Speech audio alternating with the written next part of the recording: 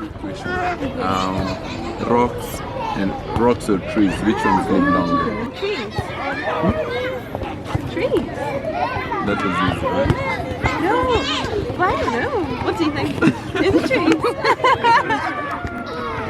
it trees? Okay, your final answer. Okay, okay. Pick up one.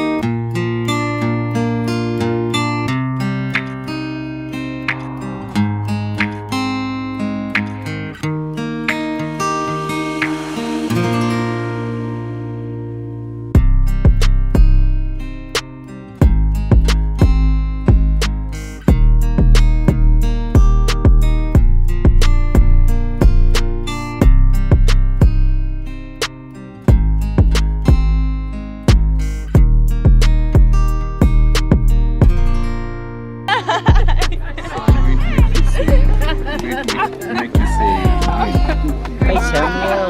Yeah. What color is this? Wait.